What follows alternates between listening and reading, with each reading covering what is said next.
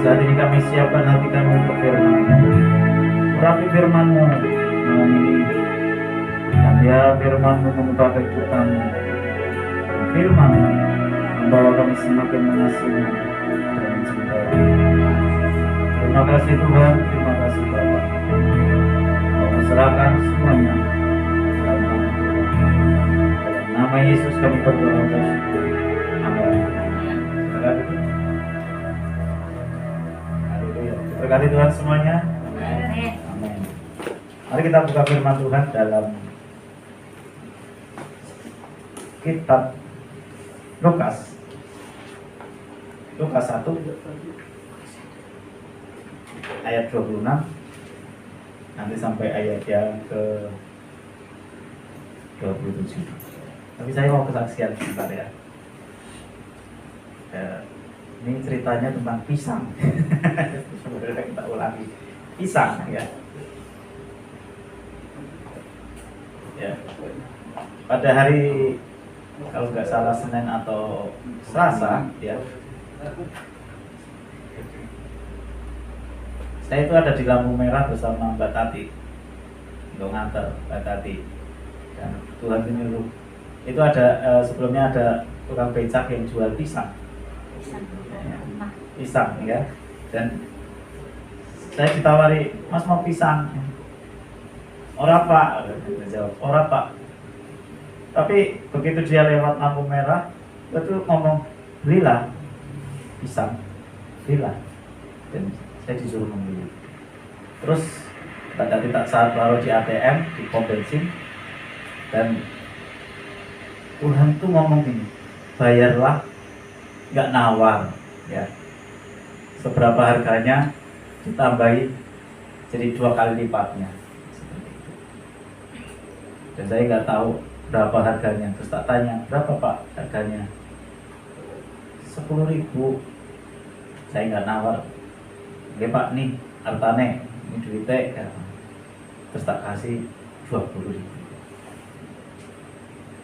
Dan orang itu kayak berterima kasih sekali, terima kasih ya Mas, tak dongak keke maju. Terus ngomong, Pak, kalau Kristen. dia macam-macam Tuhan ya. Akhirnya Pak, saya Kristen. Oh nggih. Tuhan berkati ya Pak. Tapi puji Tuhan, dari hal kecil ini saya belajar ketaatan. Dan hari ini kita dapat pohon seperti ini. Kita dikasih berkat ya. Tadinya itu mau dipinjemi ya awalnya waktu kesana kemarin, minggu kemarin tuh. Udah punya pohon Natal belum? Itu kalau mau pakai bawa aja gitu. Terus tadi kesana habis latihan terus itu ini bawa aja loh pohon Natalnya. Terus di mobil itu Ibu Tio Malau itu ngomong, ini pohon Natalnya nggak usah dikembalikan, ini untuk persembahan dari gereja kami untuk JKI keluarga. Dan saya puji Tuhan, terima kasih sekali ya. Kemarin saya juga mikir, aduh nanti Natalan gimana, pakai penyanyi Pak Manurung yang kecil lagi. Dapat ya. Kemarin sempat mau bikin di sini ya, nggak usah wis pakai apa adanya ya, tapi Tuhan sediakan luar biasa, amin. Dan saya percaya nanti Tuhan itu akan sediakan untuk acara Natal, Tuhan cukupkan, amin. Untuk kita bagi berkat kegiatan sosial, Tuhan cukupkan semua ya.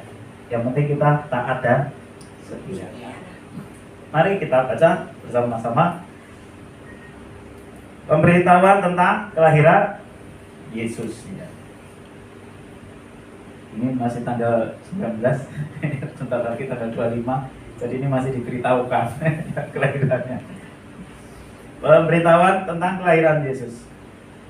Dalam bulan yang ke-6, Allah menyuruh malaikat Gabriel pergi ke sebuah kota di Galilea bernama Nazaret kepada seorang perawan yang bertunangan dengan seorang bernama Yusuf dari keluarga Daud.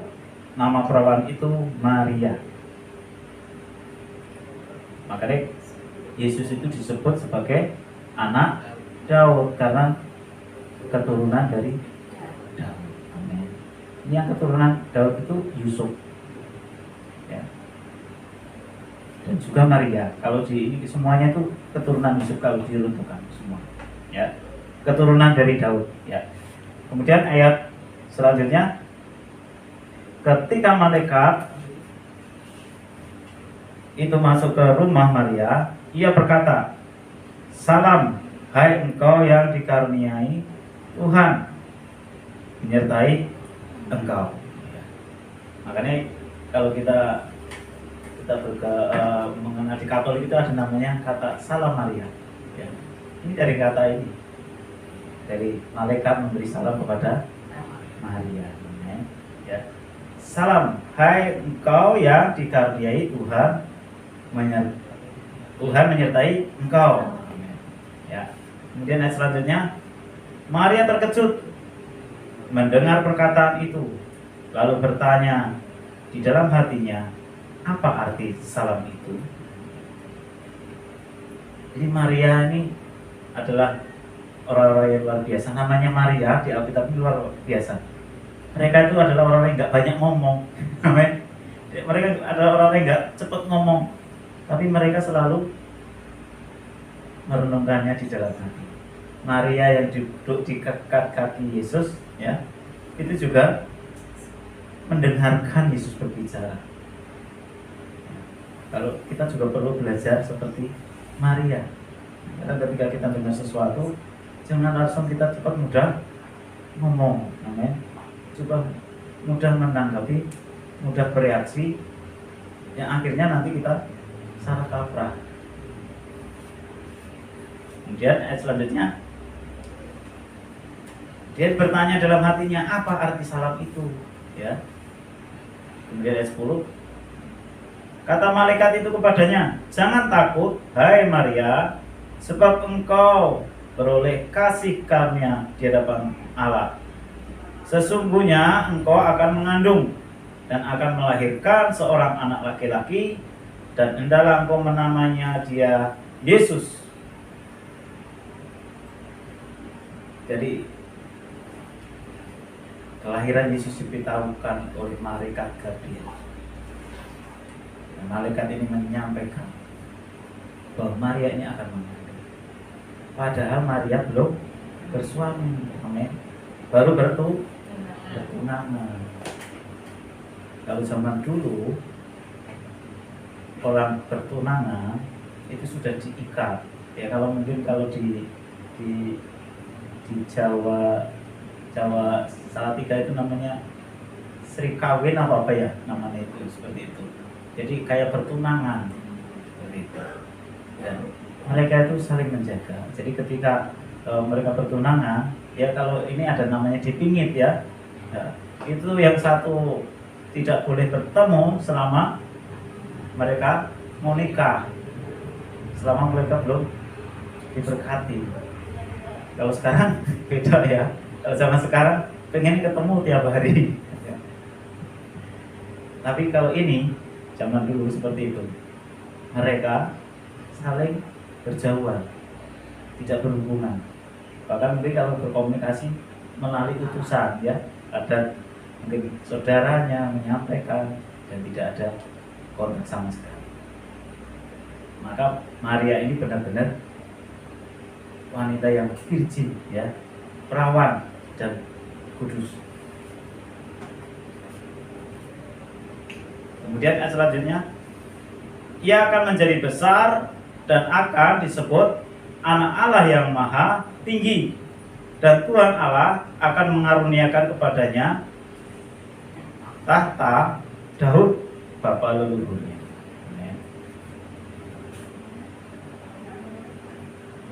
Yesus ini adalah yang memegang tahta, amin, tahta Daud. Ada janji Tuhan kepada Raja Daud bahwa nanti keturunannya itu akan bertahta untuk selama-lamanya. Dan itu adalah di dalam Yesus, amin.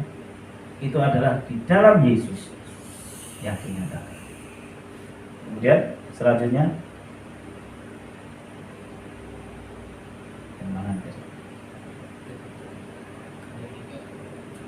dan Tuhan Allah akan mengaruniakannya kepadanya tahta Daud bapa leluhurnya, dan ia akan menjadi raja atas kaum keturunan Yakub sampai selama-lamanya, dan kerajaannya tidak akan berkesudahan. Terus ayat 24, kata Maria kepada malaikat itu, bagaimana hal itu mungkin terjadi karena aku belum bersuami. Bagaimana orang bisa mengandung ya tanpa berhubungan badan dengan suaminya? Amin. Itu secara akal pikiran, secara pikiran manusia berpikir secara logika, tapi Tuhan tidak bisa dimengerti dengan logika kita. Amin. Kemudian ayat selanjutnya,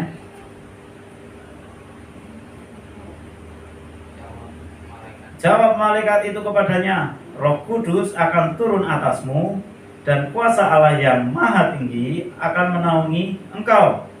Sebab itu anak yang kau lahirkan itu akan disebut kudus, anak Allah. Jadi Roh Kudus itulah yang melingkupi Maria, memenuhi Maria, dan akhirnya Maria mengandung. Amin. Maria mengandung bayi Yesus. Kemudian yang selanjutnya, dan sesungguhnya Elisabet sanakmu itu, ia pun sedang mengandung seorang anak laki-laki pada hari tuanya, dan inilah bulan yang ke-6 bagi dia yang disebut mandul itu. 6 bagi dia yang disebut mandul itu ya. Terus ayat 27, sebab bagi Allah tidak ada yang mustahil. Amin. Bagi Tuhan tidak ada yang mustahil. Tuhan bisa bekerja melalui cara-cara yang ajaib, cara-cara yang tidak bisa kita pikirkan, yang tidak bisa kita terka dengan logika kita. Bahkan Tuhan mau menolong hidup kita, kesulitan kita, masalah kita dengan cara-caranya yang ajaib, tanpa kita bisa mengerti bagaimana Tuhan menolong. Tapi yang penting adalah bagaimana kita percaya. Sebab bagi Allah tidak ada yang mustahil. Mungkin bagi manusia mustahil. Bagaimana seorang perempuan hanya dipenuhi Roh Kudus bisa hamil, amin, bisa mengandung. Tapi bagi Allah tidak ada yang mustahil. Mari kita lihat jawaban Maria.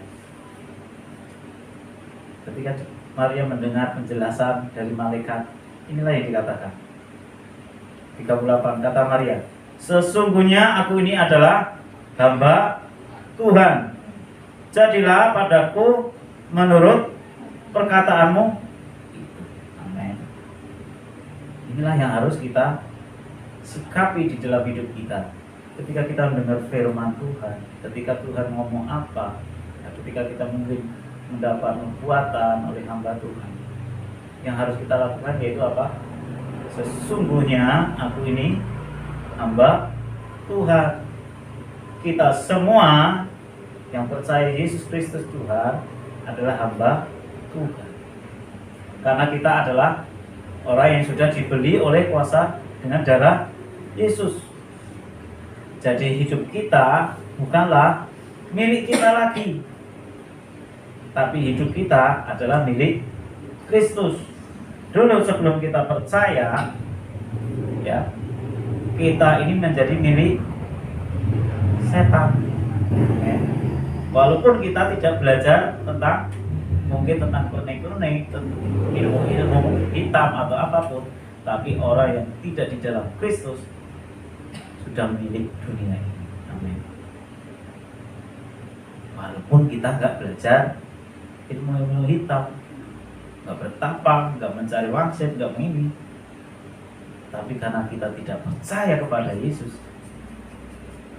kita memilih kegelapan. Dan begitu kita percaya kepada Yesus, darahnya itu menebus hidup kita. Kita ditebus dengan darah yang mahal, seperti Petrus katakan. Bukan dengan barang fana, tapi dengan darah yang mahal. Kita ditebus, yang dulunya kita diperbudak dosa, kita diperbudak kedagingan, ya. Kita sekarang ini ditebus menjadi hamba Tuhan, menjadi hamba-hambanya Tuhan, menjadi hamba-hambanya Yesus, yang harus tunduk dan taat kepada hukum Tuhan. Kita tidak bisa hidup dengan cara kita sendiri, dengan pikiran kita sendiri, dengan prinsip hidup kita sendiri. Kadang kita sering begini ya, prinsip saya mah kayak gini ya. Kita sering dengar ya, aku punya prinsip kayak gini. Kalau kita sudah di dalam Kristus, sudah di dalam Tuhan, kita harus menanggalkan segala prinsip-prinsip hidup kita. Yang harus kita berikan adalah bagaimana kita memberikan segala sesuatunya kepada Tuhan. Prinsip kita bukan lagi prinsip kita, hidup kita sendiri, tapi prinsip kita adalah prinsip yang dari Tuhan. Amin. Makanya di dalam 2 Korintus 3 ayat 10 ya, mari kita buka. Lihat.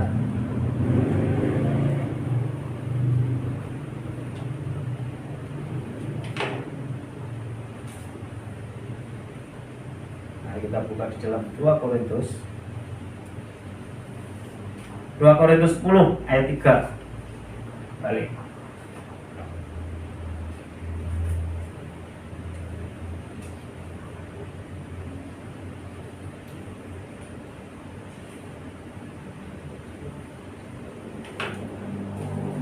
Akan saya bacakan demikian firman Tuhan. Memang kami masih hidup di dunia, tetapi kami tidak berjuang secara duniawi. Kita masih hidup di dunia, tapi kita nggak menggunakan prinsip dunia. Kita nggak menggunakan prinsip hidup kita, tapi kita menggunakan prinsip yang dari Tuhan. Karena dasar hidup kita adalah Kristus. Dasar hidup kita adalah firman Tuhan. Kita memang masih hidup di dalam dunia, tapi kita tidak bekerja secara duniawi. Kita tidak berpikir secara duniawi, ya. Tidak berjuang secara duniawi, karena senjata kami, ya, dalam perjuangan bukanlah senjata duniawi. Makanya kita ada namanya peperangan roh, ya. Kita berdoa kita berperang bukan dengan senjata, bukan dengan pedang, bukan dengan pasukan menembak ya. Kalau SD ada ini ya, aku bukan pasukan berjalan, pasukan berkuda, pasukan menembak ya, ya ada gitu. Aku tidak menembaki musuh, tapi aku laskar Kristus. Ya. Kita ini laskar Kristus. Apa yang dikerjakan laskar Kristus? Yaitu peperangan kita adalah ketika kita berdoa. Amin. Ketika kita berdoa, disitulah kita peperangan. Peperangan dengan apa?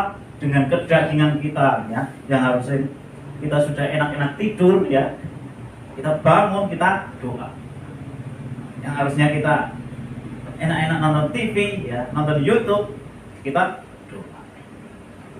Karena senjata kita bukan senjata kita, tapi kita adalah peperangan doa. Kenapa kok Raja Daud bisa jatuh dengan Batseba? Yang salah siapa? Bukan Batseba yang mandi, ya. Ya, nanti.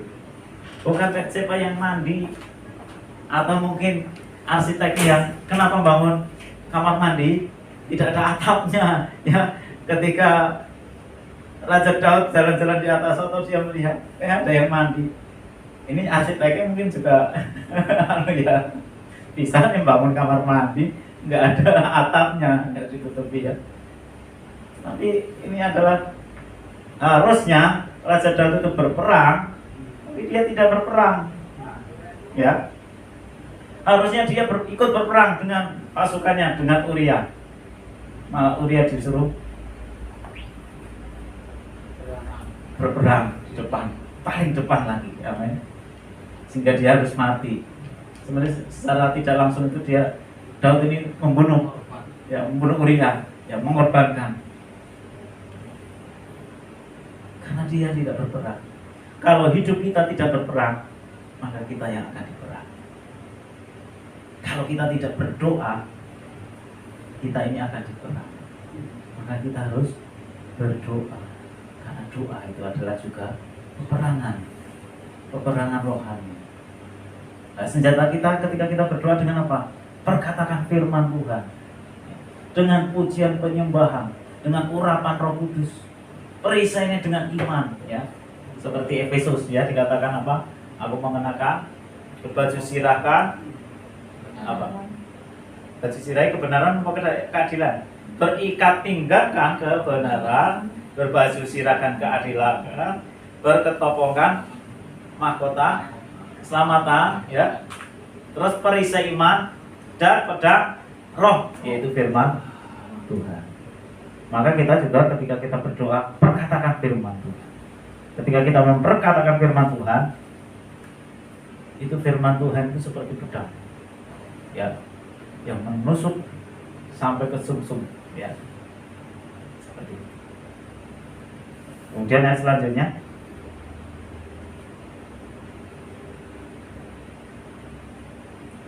senjata duniawi, melainkan senjata yang diperlengkapi dengan kuasa Allah, ya, yaitu dengan kuasa Roh Kudus, yang sanggup untuk meruntuhkan benteng-benteng. Maka ketika kita mendoakan orang, yang harus kita doakan apanya? Benteng-benteng di dalam hidup orang. Apa itu benteng-bentengnya? Ya prinsip hidup, ya aku punya karakternya seperti ini, ya kalau mau ya sudah, ya enggak ya sudah, itu yang harus dikatakan. Amin. Pikiran-pikiran yang tidak percaya, pikiran-pikiran yang meragukan, itulah benteng-benteng. Sebenarnya setiap orang itu akan berusaha untuk membangun benteng, ya. Makanya kita ini harus terbuka di hadapan Tuhan.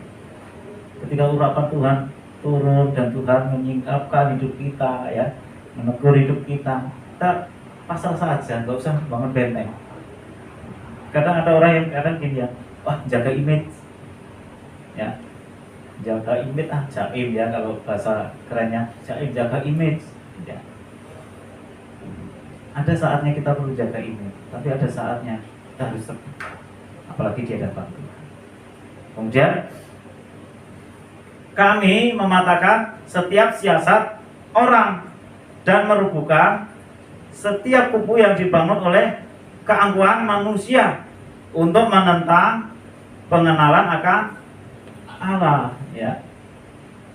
Jadi manusia itu punya siasat, ya. Kenapa? Ketika manusia jatuh, manusia itu mau ditipu oleh iblis, ya. Yang iblis mengatakan bahwa makan buah ini nggak akan mati, buah pengetahuan yang baik dan jahat. Akhirnya apa? Akhirnya manusia ditipu daya. Ketika dia jatuh, akhirnya apa? Manusia juga punya karakter-karakter setan, amin. Menipu daya, ya, membangun siasat, ya. Hati-hati, ya. Kadang hal-hal rohani bisa juga, ya. Kadang kita berdoa gini, ya, Tuhan kalau Kau menghendaki saya untuk berangkat ibadah, hentikanlah hujan ini. Pernah nggak kita berdoa seperti itu? Jujur aja saya juga pernah, ya. Kalau Tuhan izinkan untuk saya berangkat beribadah, ya, ikut ini, hentikanlah hujan ini. Kalau mau ikut, Tuhan dorong ikut, ya walaupun hujan kita harus berangkat, amin. Itu adalah siasat.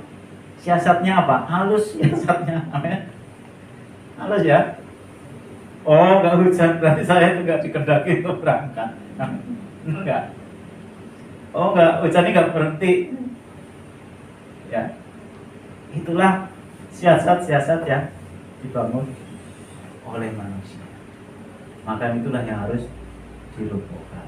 Contohnya gini, misalnya kita mau doakan orang, Pak nggak usah kesini, saya pusing ya, misalnya gitu ya. Saya lagi ini, nggak enak badan. Itu sebenarnya siasat yang dibangun oleh manusia tadi. Supaya apa? Supaya tidak diselamatkan. Pak jangan kesini ya, ini mau ada tamu misalnya gitu. Pak jangan kesini ya. Akhirnya apa? Akhirnya kan nggak jadi doakan. Nah inilah yang harus kita patahkan, siasat-siasat manusia yang dibangun oleh keangkuhan manusia yang menolak untuk mengenal Allah. Ya, kita harus merubuhkan siasat, meruntuhkan setiap kubu-kubu yang dibangun oleh keangkuhan manusia. Kadang manusia kalau nggak di dalam Tuhan sungguh-sungguh, kadang membangun kubu. Kita berusaha membentengi hidup kita supaya orang tidak mengenal kita. Amin. Kita berusaha membangun benteng supaya orang tidak mengerti dalam-dalamnya kita. Amin.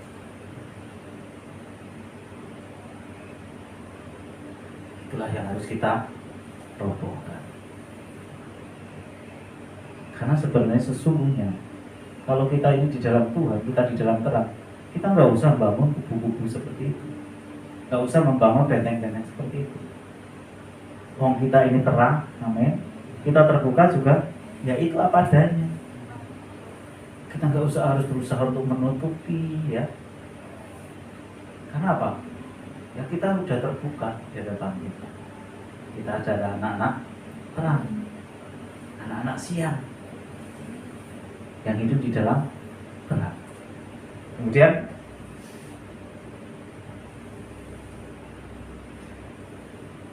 kami menawan segala pikiran dan menaklukkannya kepada Kristus. Jadi yang jahat itu adalah pikiran. Sebenarnya pikiran manusia itu jahat. Kenapa pikiran manusia itu jahat? Kadang yang membuat kita tidak punya iman adalah pikiran kita. Kita kadang mempertimbangkan, ini dari Tuhan enggak ya? Apa ini bukan dari Tuhan ya? Ya, mungkin kita dengar soal, apalagi masalah misalnya masalah kita disuruh menabur ya, ini bukan dari Tuhan ya, misalnya seperti itu ya, suruh memberkati ya, wah ini bukan dari Tuhan ini. Kalau kita dapat berkat, lah ini baru dari Tuhan. Makanya pikiran manusia itu adalah jahat, dan kita harus menaklukkan pikiran kita ini kepada pikiran Kristus.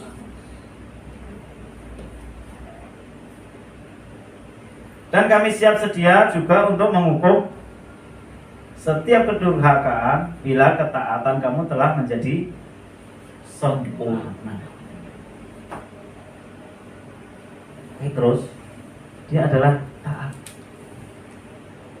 Petrus ini taat dan setia, sehingga dia bisa mengatakan kepada Ananias, tanahmu dijual berapa? Ya, gampangan gitu. Ananias berbohong, akhirnya apa? Melempar jatuh. Itu adalah namanya menghukum, ya. Apa ini? Menghukum setiap kedurhakaan. Tapi harus apa? Kalau kita ketaatannya sudah sempurna, amin. Kalau kita belum taat sempurna, ya nggak akan terjadi. Maka dari itu kita harus taat dan setia. Tuhan pernah ngomong ke Petrus kayak gini. Gara-gara Petrus kayak gini, ketika Tuhan menyampaikan bahwa dia akan mati di kayu salib dan ini, Petrus itu berpikir secara manusiawi, dan kalau dipikir benar juga ya. Ya, ini Tuhan, jangan sampai itu terjadi kepada Tuhan ya. Jangan sampai Tuhan mati di kayu salib ya. Seperti itu gampangannya ya, ceritanya kayak gitu. Ya, itu secara manusia enggak? Secara manusia pikirannya. Tapi Tuhan ngomong, jawabnya apa? Iya ya Petrus, iya ya, harusnya enggak kayak gitu ya. Enggak ya. Tuhan enggak jawab kayak gitu. Iya ya Petrus, harusnya enggak kayak gitu ya. Aku harusnya mati di lebih enak. Tapi Tuhan ngomong apa? Enyalah kau iblis, engkau tidak tahu apa yang dipikirkan Allah. Amin. Maka itulah pikiran manusia itu jahat. Maka kita harus menaklukkan pikiran kita kepada Kristus. Maka kita belajar dari Maria tadi. Ketika dia mendengar, kita mendengar firman, kita mendengar mungkin orang menyampaikan membuat kepada kita, yang harus kita katakan apa? Jadilah sesuai apa yang menjadi perkataan, karena sesungguhnya aku ini hamba Tuhan. Kalau kita sudah menyerahkan semuanya dalam Tuhan, semua itu akan indah menurut rencana Tuhan, rencana kita, rencana Tuhan. Amin. Akan indah. Nggak tahu bagaimana ini. Mari kita belajar Maria lagi satu ayat lagi, yaitu di dalam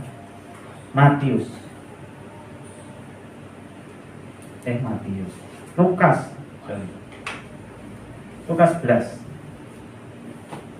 10 ayat 38, yaitu cerita tentang Maria dan Marta ya. Saya percaya ini kita sudah pernah sering membaca ini.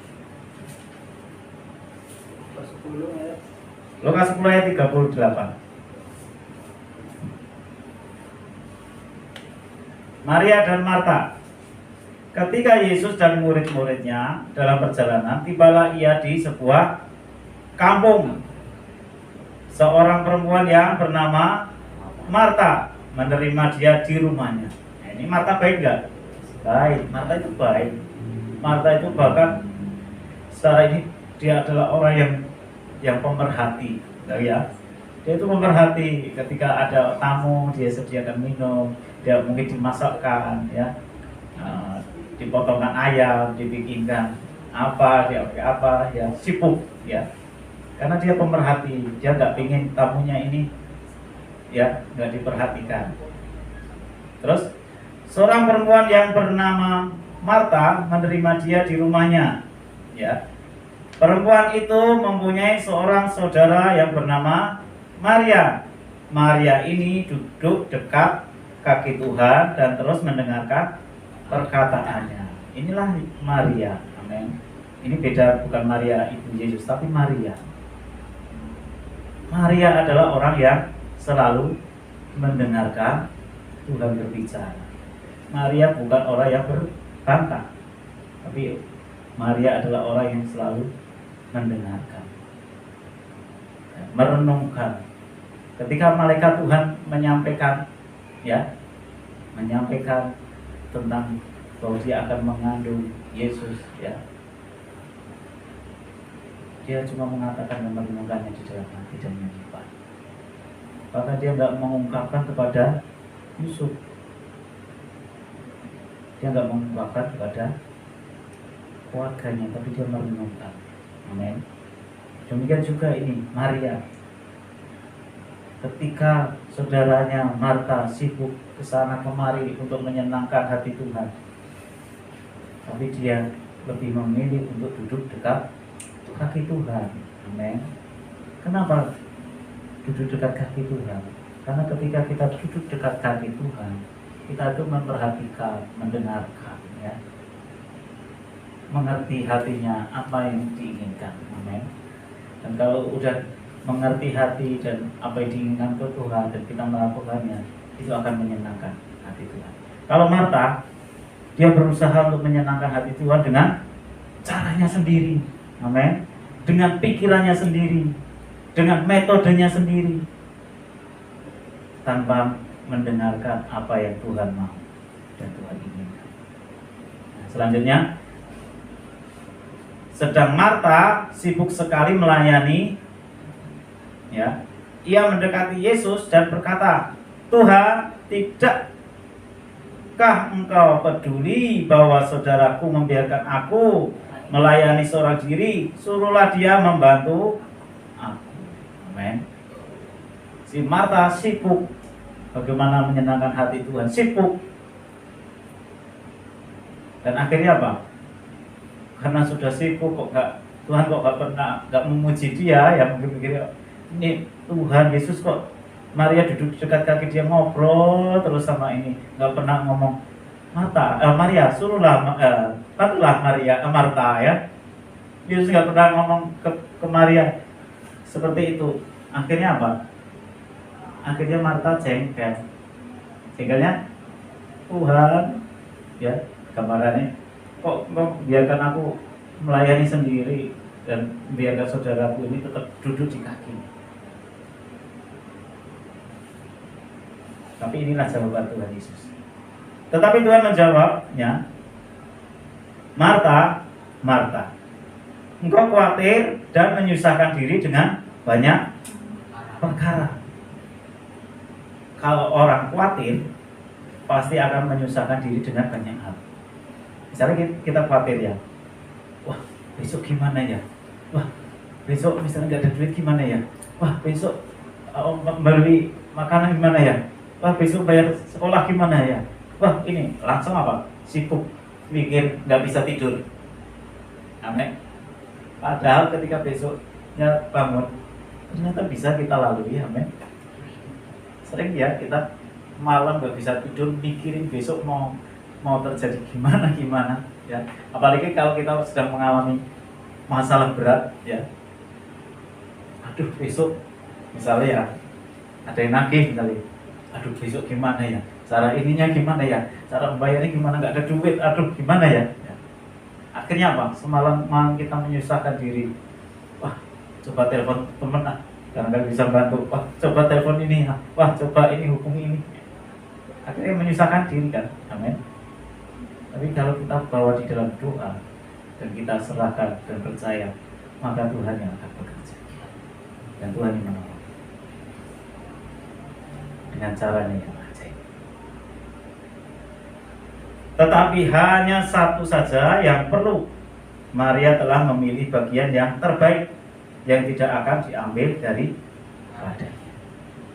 Bagian terbaik adalah bagaimana mendengarkan Tuhan, bagaimana mengikuti apa yang Tuhan sampaikan kepada kita. Itu bagian yang terbaik. Kalau kita tidak mendengarkan Tuhan, maka kita akan ambil bagian dengan cara kita sendiri, bukan yang terbaik. Amin. Mari kita tutup firman.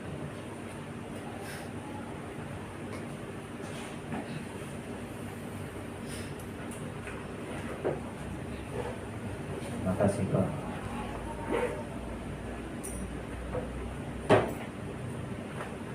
Terima kasih Pak.